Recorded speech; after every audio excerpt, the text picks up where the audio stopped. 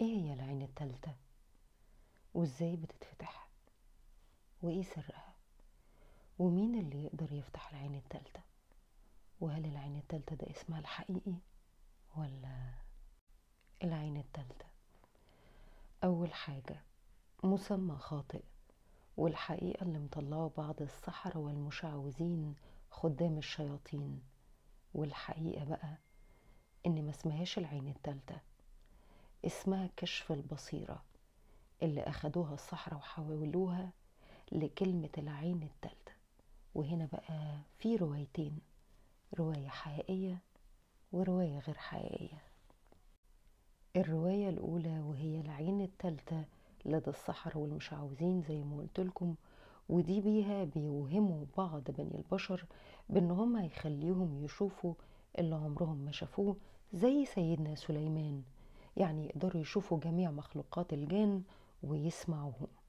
هو ده الفكر اللي بيحطوه لبعض البشر اللي بيلهسوا على انهم يشوفوا الجان او يتعاملوا معاهم. الرواية التانية وهي الأصح وهي الصدق، أي كشف البصيرة، وهي دي الحقيقة غير العين التالتة.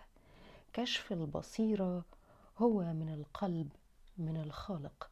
الوحيد اللي يقدر يكشف البصيرة عندك هو ربنا سبحانه وتعالى بعبادتك والقرب منه.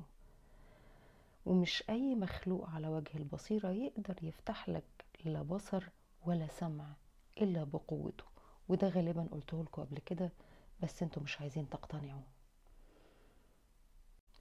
يعني مفيش حاجة اسمها العين التالتة، في حاجة اسمها كشف حجاب البصيرة.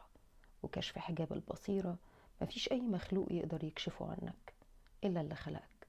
أما بقى العين التالتة ووهم العين التالتة بأنك أنت تشوف مخلوقات الجان، مش أنك تطلع على اللي ربنا سبحانه وتعالى مديه منك لأسرار، لكن لا، للتعامل مع مخلوقات الجان ورؤيتهم.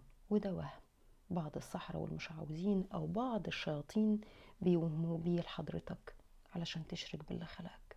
عرفتوا حقيقة العين التالتة وأصل كشف حجب البصيرة؟